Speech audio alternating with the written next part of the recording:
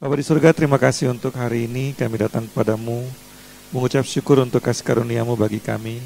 Kami mau sekali lagi beribadah dengan segenap hati kami ya Tuhan. Bukan hanya menyanyikan lagu, tapi memberikan pujian penyembahan kepadamu. Bukan hanya mendengarkan khotbah, tapi memberikan hati dan hidup yang mau taat dan setia kepadamu. Tuhan tolong kami, lawat kami dalam kebenaran firman-Mu. Kami mau taat, kami mau setia. Dalam nama Yesus, semua kita yang percaya katakan, amin. Lalu kata Yesus, beginilah hal kerajaan Allah itu, seumpama orang yang menaburkan benih di tanah. Lalu pada malam hari ia tidur dan pada siang hari ia bangun. Dan benih itu mengeluarkan tunas, dan tunas itu makin tinggi. Bagaimana terjadinya, tidak diketahui orang itu. Bumi dengan sendirinya mengeluarkan buah, mula-mula tangkainya, lalu bulirnya, kemudian butir-butir yang penuh isinya dalam bulir itu. Apabila buah itu sudah cukup masak, orang itu segera menyabit, sebab musim menuai sudah tiba.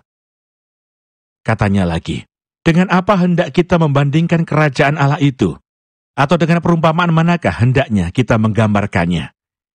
Hal kerajaan itu seumpama biji sesawi yang ditaburkan di tanah. Memang biji itu yang paling kecil daripada segala jenis biji yang ada di bumi.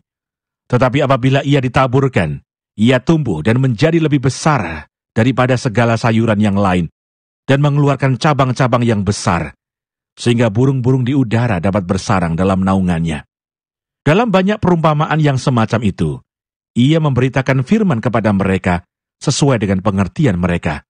Dan tanpa perumpamaan, ia tidak berkata-kata kepada mereka. Tetapi kepada murid-muridnya, ia menguraikan segala sesuatu secara tersendiri. Markus pasal 4 ini ada, di seluruh pasalnya ada 4 perumpamaan. Nah, teman-teman yang dikasihi Tuhan, kita hidup di zaman yang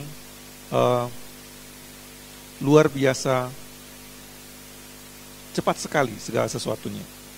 Jadi sejak teknologi informasi dan komunikasi maju, dengan adanya internet, maka kehidupan menjadi lebih cepat. Ritme kehidupan menjadi lebih cepat. Kalau dulu kirim pesan butuh waktu 1 hari, 1 minggu, kita nggak masalah, kita sabar tunggu. Kalau sekarang kirim WhatsApp 5 menit belum dibalas, udah emosi, ya kan? 5 menit itu waktu yang terlalu lama untuk membalas WhatsApp. Ada WhatsApp, Telegram, ada instant messaging yang lain. Akhirnya semuanya harus cepat-cepat.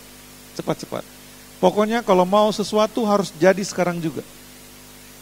Dan kalau teman-teman banyak dari kita nggak sadar, kemajuan teknologi komunikasi mempengaruhi cara berpikir kita tentang hidup ini. Kita mau semuanya cepat selesai, cepat dapat hasilnya. Kita mau semuanya instan dapat hasilnya. Karena itu makanan instan jadi laris. Gitu kan. Kalau dulu masak nasi itu repot. Harus pakai kuali yang besar, lalu itu perlu teknik yang khusus ya. Teknik yang luar biasa untuk menghasilkan nasi yang enak. Supaya nasinya jadi enak, itu perjuangan. Kalau makanya dapurnya di sana itu pasti panas gitu kan, karena menanak nasi kan, istilahnya menanak nasi. Kenapa menanak? Karena ada proses untuk menghasilkan nasi. Kemudian muncul rice cooker. Rice cooker gampang, 30 menit rata-rata rice cooker menghasilkan nasi. Dan kalau teman-teman ke Korea, sekarang ada nasi instan, Heppan namanya gitu. Saya terbantu sekali waktu tinggal sendirian. Nasinya itu udah jadi tinggal masukin microwave 1 menit matang, tinggal buka udah jadi dan enak nasinya. Dan porsinya porsi 1 piring. Nggak tahu kalau Doni mungkin perlu 3 ya, tapi kalau saya 1 udah cukup. Kalau saya 1 udah cukup gitu. Dari menanak nasi yang prosesnya lama jadi rice cooker yang 30 menit, sekarang nasi instan yang hanya 1 menit. Orang nggak perlu lagi beli rice cooker, beli aja nasi instan. Semuanya jadinya mau cepat, mau instan. Bukan hanya cepat, kata cepat itu udah nggak cukup. Harus malah maunya instan. Tahu instan? Instan itu artinya seketika. Begitu kita mulai langsung selesai, itu instan. Cara berpikir kita menjadi cara berpikir instan. Dan karena itu anak-anak sekarang menjadi susah untuk disuruh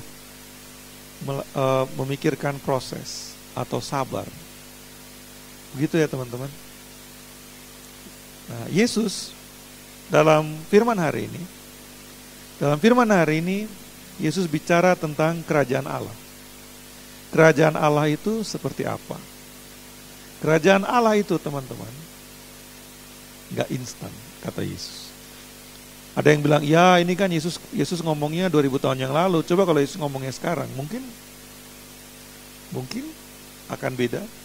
Mungkin. Tapi, lihat perumpamaan yang Yesus pakai. The unseen power, kekuatan yang tidak terlihat. Yesus mengatakan, kerajaan Allah itu seperti orang menabur benih ke tanah.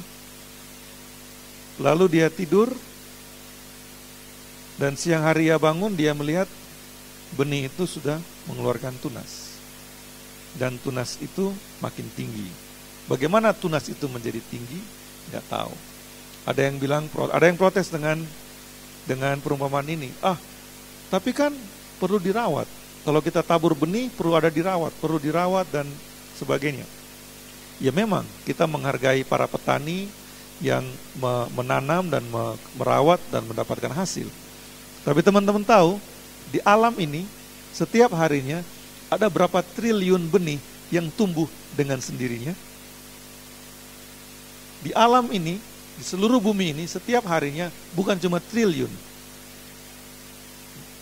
Puluhan, ratusan, ribuan, triliun benih yang tumbuh dengan sendirinya. Kenapa sebuah benih bisa tumbuh?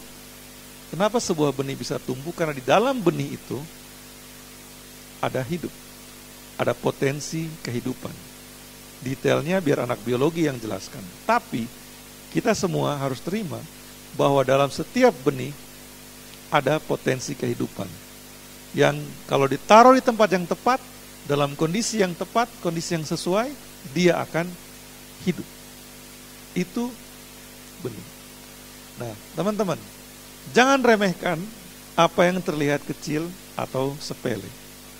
Dunia hari ini, oleh karena perkembangan teknologi yang seperti tadi saya bilang, cara berpikir kita maunya instan, maunya langsung besar, maunya langsung hebat, maunya langsung wah dan keren. Kalau mulai sesuatu, harus mulai besar, harus mulai heboh, harus mulai wah, gitu ya. Jangan remehkan apa yang terlihat kecil atau sepele. Kenapa? Karena segala sesuatu yang besar dimulai dari sebuah yang kecil atau bahkan terlihat sepele. Itu benih yang kecil sekali. Itu benih yang ukurannya hanya 1,6 mm. Diameternya itu cuma 1,6 mm. Itu udah diperbesar gitu kan. Kelihatannya kecil dan sepele, nggak ada artinya. Alam mengajarkan kita, teman-teman. Yesus memberi perumpamaan ini untuk mengingatkan kita tentang kerajaan Allah itu bisa terlihat kecil atau sepele. Maksudnya gimana sih?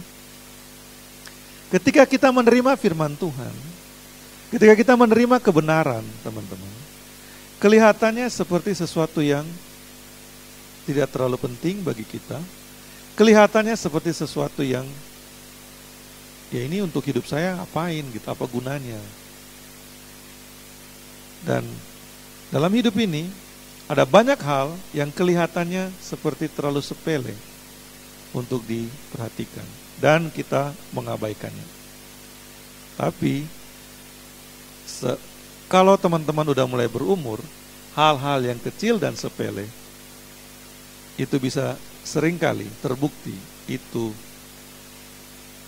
sangat sayang kalau diremehkan. Nah, karena di sini banyak orang muda, saya bilang begini. Jangan remehkan apa yang terlihat kecil atau sepele. Apakah itu sebuah benda? Oke, jangan remehkan. Tapi dalam hidup kita ada hal-hal kecil. Bukan hal kecil. Ada hal-hal yang kita anggap kecil. Ada hal-hal yang kita anggap sepele. Dan kita melewatkannya. Contohnya apa? Ketika kita bicara soal mengatur diri sendiri. Bagaimana kita menghargai waktu yang ada. Ya kan? Bagaimana kita mendisiplinkan diri kita untuk membereskan kamar. Bagaimana kita mendisiplinkan diri kita untuk menepati janji. Bagaimana kita belajar untuk tidak menunda-nunda. Itu hal-hal yang kelihatannya sepele dan kecil. Saya belajar di Jogja satu kata yang pendek sekali, tapi saya sering dengar. Tahu apa itu? Se.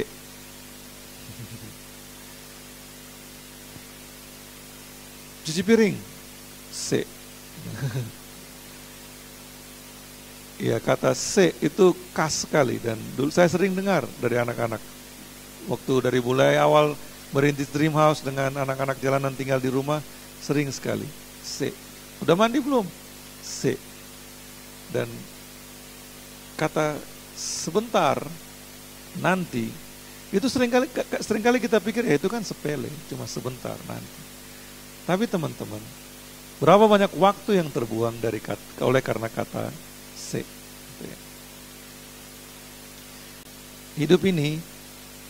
Dalam hidup ini teman-teman, ada banyak hal yang terlihat kecil atau sepele. Tapi coba pikirkan setiap hal dalam hidup kita dan coba belajar untuk tidak meremehkan. Dengan orang juga sama. Jangan remehkan orang yang terlihat kecil atau sepele. Kalau seperti itu Yesus jelas sudah mengajarkan di Matius 25. Kalau kita mengasihi yang paling kecil, saudara yang paling hina, kita mengasihi Tuhan. Nah, jadi teman-teman, kerajaan Allah itu seperti benih yang kecil. Kelihatannya kecil dan sepele. Tapi dalam benih yang kecil itu ada kekuatan. Kekuatan dari mana? Kekuatan dari Tuhan. Setiap hal yang kecil dalam hidup kita, kalau kita renungkan dengan sungguh-sungguh dan tahu itu artinya, itu bisa menjadi kekuatan untuk kita. Menjadi kekuatan. Ketika dulu dengan Dream House kita bikin rumah singgah. Lalu anak-anak jadi ramai di rumah singgah, kan senang tuh. Wah, rumah singgahnya berhasil nih, 30-40 anak. Tapi kayaknya ada yang salah. Anak-anak ini tetap di jalan. Apa yang kira-kira kita bisa lakukan? Nah, waktu itu saya nggak ngerti banyak tentang bagaimana pemberdayaan gitu kan, atau apa pentahelix, stakeholder segala macam, nggak ngerti. Cuma saya pengen gimana supaya anak-anak seperti Rudy yang begitu ganteng itu nggak di jalan lagi. Dan waktu itu begitu banyak orang yang bicaranya justru mematahkan semangat. Susah, Pak. Anak-anak jalanan itu angel, Pak. Tahu angel? Artinya susah. Bahasa Jawanya kan. Angel. Tulisannya kan angel, dibacanya angel. Kalau dibaca dengan bahasa Jawa jadi angel. Kalau dibaca dengan bahasa Inggris jadi angel. Anak-anak jalanan itu angel. Susah ngurus mereka gitu. Angel. Ya memang angel. Lalu apa yang kita bisa lakukan? Dan puji Tuhan waktu itu, waktu kita mau perpanjang kontrak, pindah ke satu kampung, dan rumahnya pindah ke satu kampung, kampungnya mending ngurus anjing daripada ngurus anak jalanan. Jadi kita nggak boleh lanjut kontrak rumah singgahnya. Dan puji Tuhan sekali, karena yang ngomong kayak gitu juga orang Kristen. Dia lebih mending ngurus anjingnya yang memang keren, anjingnya mahal, daripada ngurus anak-anak ini. Dan akhirnya saya berpikir, oh kita lakukan yang sepele aja menurut orang. Apa itu? Duduk nongkrong aja sama mereka di perempatan dan jadi teman mereka. Lalu yang mau sekolah baru kita sekolahin. Jadi nggak perlu keluarin duit untuk kontrak rumah. Benar-benar kecil sekali pekerjaannya. Pekerjaan yang kecil sekali, nggak keluarin duit bahkan. Saya cuma nanya ini metodenya kayak gimana? Metodenya nggak ada, metodenya duduk ngobrol aja. Kalau pasti punya mulut dan punya hati, ngobrol aja gitu. Karena saya juga terus terang memang itu nggak tahu metodenya kayak gimana. Gimana caranya supaya berteman dengan mereka, itu aja. Hal yang kecil dan sepele, jangan diremehkan. Kalau misalnya hari ini Tuhan panggil untuk engkau melayani Tuhan, jangan berharap nanti saya harus punya duit berapa, punya gedung berapa, sebesar apa. Wah, kalau kita nggak sewa gedung yang representatif, nggak ada jemaat yang mau datang. Mungkin memang nggak ada jemaat yang mau datang. Tapi kalau ada jemaat yang mau datang, kalau misalnya kita udah sewa gedung yang wah seperti itu dan ada jemaat yang mau datang, kebanyakan yang mau datang memang hanya datang karena mau lihat gedungnya, karena mau lihat fasilitasnya. Ya, dunia melihat yang wah, dunia melihat yang wah, duar gitu kan, selalu harus menghebohkan. Tapi Yesus bilang, kerajaan Allah itu seperti benih yang tidak terlihat, ditaburkan di dalam tanah. Gak ada yang ingat malah benih itu. Yang nabur benih itu lalu tidur, dan besok paginya dia lihat ada hidup yang muncul. Karena teman-teman, Allah bekerja lewat proses yang sepertinya pelan dan lama. Itu adalah benih lobak. Benih lobak yang ada, nanti saya tunjukin jenis lobaknya. Jadi lobak juga macam-macam. Teman-teman kalau mau tahu lobak seperti apa, bisa coba kimchi lobak. Satu kotak kecil 16.000. Mahal memang lobaknya aja mahal. Kalau coba ke pasar tanya lobak, nggak semua pasar jualan lobak. Tapi lobak itu sangat sehat karena berkhasiat anti kanker, menurunkan gula darah juga. Itu sehat sekali. Nah, Allah bekerja lewat proses yang sepertinya perlahan dan lama. Yesus bilang seperti ini teman-teman, kerajaan Allah itu seperti benih yang tumbuh, benih yang ditabur ke tanah dan tumbuh. Proses cara kerja Tuhan tidak sama dengan cara kerja manusia yang maunya instan. Gak ada yang instan teman-teman. Gak percaya? Kalau gak percaya, pergi ke depan cermin dan ngaca.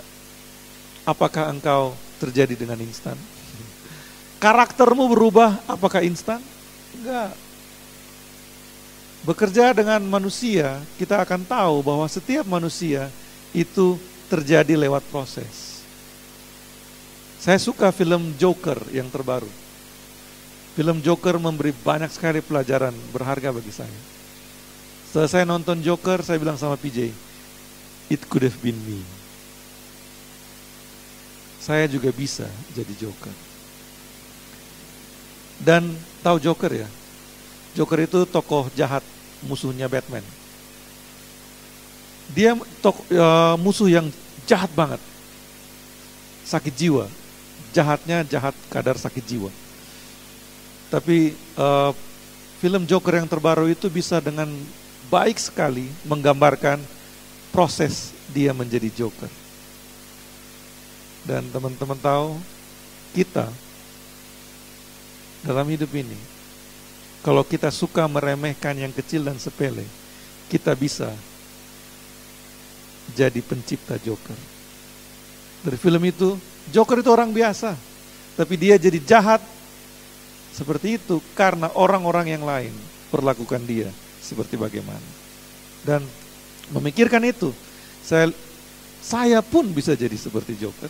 Yang pertama, yang kedua, jangan-jangan saya sedang membesarkan Joker dengan sikap saya terhadap orang. Kayak itu teman-teman. Kalau misalnya kita punya teman, lalu temannya agak beda gitu, ngomongnya beda atau kelakuannya agak beda, jangan cepat-cepat menghakimi, jangan cepat-cepat membuang dan menolak. Kenapa? Karena dia juga satu jiwa yang berharga. Kalau kita menghakimi, membuang dan menolak, jangan-jangan kita sedang membesarkan seorang joker. Karena itulah kita harus mendekati manusia sebagai teman, sebagai sesama manusia. Allah dan kerajaannya bekerja dengan cara yang seperti ini. Cara yang manusia pikir, ngapain toh diurus orang kayak gitu? Kalau kita lihat ada orang yang jahat, kita langsung bilang penyakit masyarakat, kucilkan, buang. Begitu kan dunia sehari ini. Kalau kita lihat ada orang yang 1 tambah 1 berapa? Susah banget. Atau diajarin baca B-A-B-A, B-I-B, celeng. Udah anak kayak gini gak mau, buang. Cari yang bagus gitu kan. Dunia tuh kayak gitu sekarang ini, teman-teman. Dan itu gereja juga gak mau terima orang berdosa. Semuanya terima orang yang udah suci aja gitu. Gereja gak mau terima orang yang belum diberkati. Kalau udah gak diberkati lagi, gak usah ke gereja gitu kan. Bukan tempatmu di gereja. Gereja hanya tempat untuk orang-orang yang pemenang, lebih dari pemenang. Itu cara berpikir yang kacau sekali dan salah sekali. Kenapa? Karena kerajaan Allah itu adalah menaburkan benih. Dan proses untuk benih itu menghasilkan sesuatu, proses yang panjang, proses yang pelan. Sepertinya pelan, sepertinya lama. Sepertinya gak ada harapan. Tapi Yesus bilang bumi dengan sendirinya mengeluarkan buahnya. Artinya apa, teman-teman? Kalau kita hidup di dalam Allah, saya bilang berkali-kali kan, kalau kita hidup sebagai murid Yesus, kita mengikuti ajaran dan teladan Yesus. Hanya prinsip nilai kita mengikuti prinsip nilai dari Tuhan. Dan Tuhan bilang setiap manusia berharga di mata Tuhan. Mau dia hancur kayak gimana latar belakangnya, mau dia jelek kayak gimana tampangnya, setiap manusia berharga di mata Tuhan. Karena itu, taburkan benih kasih Tuhan kepada orang yang seperti apapun. Dan benih itu Tuhan yang akan kerjakan prosesnya. Bisa lama, bisa gagal juga, tapi itu bukan lagi urusan kita. Ketika dipanggil untuk melakukan pekerjaan baik oleh Tuhan, kerjakan bagianmu. Gak usah berharap instan. Wah, udah pelayanan sekian lama, jemaatnya segini-segini aja. Teman-teman tahu Yesus jemaatnya berapa ribu orang, berapa juta orang? Yesus muridnya cuma 12. Itu pun ketika Yesus ditangkap, kabur semua. Gak ada satupun yang sisa. Murid andalannya bilang, aku gak kenal dia. Sakit banget kan? Tapi dia teladan kita. Ketika Yesus naik ke surga, yang berkumpul ada 500-an orang. Untuk pelayanan yang seperti itu gagal. Dibanding gereja-gereja di Jogja, Yesus gak ada apa-apanya. Ya kan? Tapi benih yang ditaburkan akan menghasilkan buah. Jadi teman-teman, kerjakan bagian kita dengan taat dan setia. Gak usah berharap instan, tapi lihat benih itu akan menghasilkan buah. Waktunya Tuhan beda dengan waktunya manusia. Ini jenis lobak yang tadi, Bu. Benih yang tadi itu, ini lobaknya. Lobak yang bulat katanya. Nah, waktunya Tuhan berbeda dengan waktunya manusia. Setiap tanaman punya waktu untuk menghasilkan buah. Nah, Tuhan pun seperti itu. Ketika Tuhan memanggil kita untuk melakukan pekerjaan Tuhan, setiap kita bagiannya beda-beda. Gak usah banding-bandingkan dengan orang lain, tapi percaya pada kuasa Tuhan yang memanggil kita. Karena itu,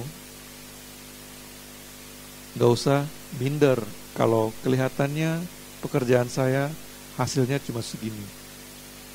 Yang menilai kita, teman-teman, itu bukan kata-kata dunia. Yang menilai kita harusnya adalah kata-kata Tuhan, firman Tuhan tentang apa yang kita kerjakan.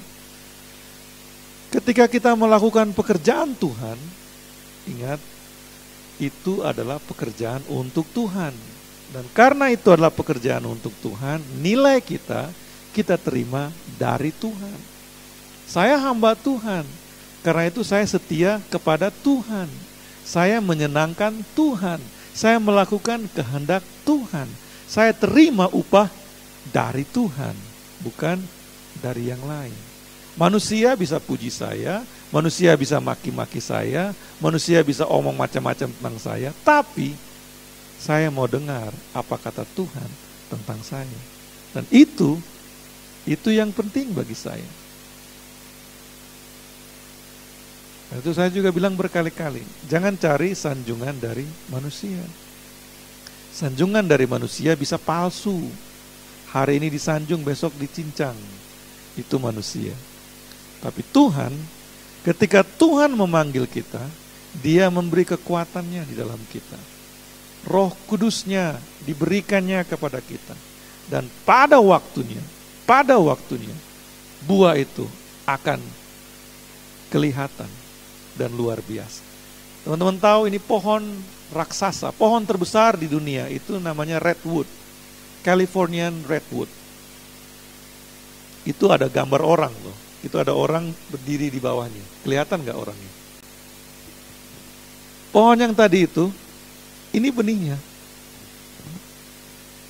Pohon yang tadi itu, ini benihnya. Ini tangan manusia, ini tangan, dan ini benihnya. Dan dia menghasilkan pohon itu. Dari benih yang hanya 1,6 mm diameternya, menghasilkan pohon raksasa yang seperti itu. Tuhan bekerja dengan cara yang tidak selalu bisa kita pahami. Jadi teman-teman, kalau hari ini orang bilang Shine itu gereja apaan sih? Jemaatnya juga miskin semua kok. Ya udah nggak apa-apa. Tapi kita melakukan pekerjaan Tuhan dengan taat dan setia. Kita mungkin hanya seperti benih yang 1,6 mm diameternya. Tidak signifikan. Gak usah takutlah dengan gereja kayak gitu. Itu bukan saingan kita, bukan level kita gitu, kata gereja yang lain. Ya memang orang siapa yang mau bersaing juga dengan mereka gitu. Kita sebagai gereja, kita bukan bersaing dengan gereja yang lain. Itu adalah kesalahpahaman yang fatal dan goblok sekali. Kenapa? Karena gereja itu semuanya melayani Tuhan kan harusnya. Kita bukan buka toko yang saingan dengan toko sebelah. Kita melayani Tuhan dengan bagian kita masing-masing. Dan kalaupun orang bilang bagian kita kecil dan sepele, ya gitu. Biarin aja. Kenapa? Karena kita bukan mencari sanjungan dan pujian dari mereka. Kita hanya mau taat dan setia pada bagian 1,6 mm kita itu. Kenapa? Karena siapa tahu satu dari 10, 20 benih yang kecil itu ternyata adalah benih pohon redwood raksasa seperti ini.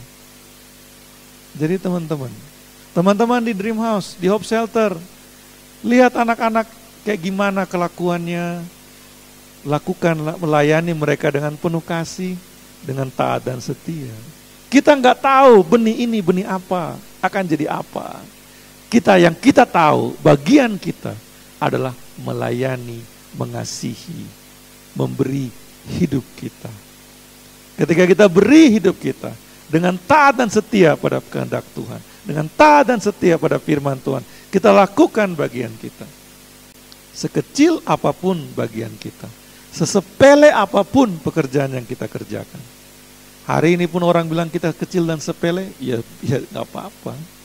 Kita mau taat dan setia. Karena teman-teman, yang terakhir, sebuah benih tumbuh tanpa suara. Benih ditaburkan dalam tanah, dia tumbuhnya gak ada suaranya. Tahu suara heboh itu dari mana? Suara besar itu ada suara pohon yang tumbang. A seed grows with no sound, but a tree falls with huge noise. Destruction has noise, but creation is quiet. Kehancuran itu gede suaranya. bang, pohonnya tumbang. Tapi ketika benihnya tumbuh, gak ada suara. Kejatuhan itu besar suaranya, tapi penciptaan itu quiet, diam, tenang. The power of silence. Ada kuasa dalam keheningan. Ada kuasa dalam sesuatu yang dianggap sepele. Karena itu grow silently. Ketika bertumbuh, bertumbuh aja. Gak usah heboh-heboh. Ketika jagung mulai tumbuh, dia gak bikin banyak bunyi. Iya kan? Pernah dengar suara pohon mangga bertumbuh? Gitu, gak ada kan? Tenang, pelan. Pohon jati ketika menjadi besar, gak ada suaranya. Nah, kita juga teman-teman, di dalam Tuhan, murid-murid Yesus, let us grow silently. Dengan dalam keheningan, dalam kesederhanaan, dalam ketenangan, kita bertumbuh. Orang gak lihat, orang gak dengar, tapi tiba-tiba aja kelihatan hasilnya. Itu kerajaan Allah, kata Yesus. Even when I don't feel it, He's working. Bahkan ketika kita gak merasa Tuhan bekerja, Tuhan bekerja. Bahkan ketika kita gak melihat Tuhan bekerja, Tuhan bekerja. Roh Kudus itu bekerja dengan hening. Seperti angin, gak kelihatan di mana, tapi terasa dia bekerja. Bagian kita adalah menyerahkan diri kita, memberikan ketaatan kita. Even when I don't feel it, it's working. He's working. Even when I don't see it, He is working. Tuhan memanggil kita, Tuhan memanggil Shine untuk pergi kepada jiwa-jiwa. Jiwa-jiwa yang terhilang, terbuang. Ketika kita melayani yang terhilang, terbuang, kelihatannya seperti gak ada hasilnya. Kelihatannya seperti malah kitanya yang bonyok, gitu. Malah kita yang babak belur. Even when you don't feel it, God is working. Gak terasa pun, percayalah. Kalau kita melakukan pekerjaan Tuhan, Tuhan sedang bekerja. Dan ketika buahnya terlihat, semua orang akan memuliakan nama Tuhan. Wow. Ya kan? Semua orang akan memuliakan nama Tuhan. Nah, itu juga detail kecil yang harus kita ingat. Kita bekerja dengan silently. Dan ketika hasilnya terlihat, kita tetap silent. Kenapa? Karena kemuliaan bagi Tuhan, bukan bagi kita. Kita hanya hamba Tuhan. Kita bukan Tuhan. Mari kita berdoa. Tuhan, tolong kami. Tolong kami untuk taat dan setia kepadamu. Tolong kami untuk percaya kepada prosesmu. Tolong kami untuk melakukan bagian kami. Karena Tuhan telah memberikan Kristus kepada kami. Biarlah firman hari ini menjadi rema bagi setiap kami. Dalam keheningan kami taat. Dalam keheningan kami bekerja. Dan buah-buah menjadi nyata untuk kemuliaan nama Tuhan. Dalam nama Yesus, kalau kita yang percaya katakan.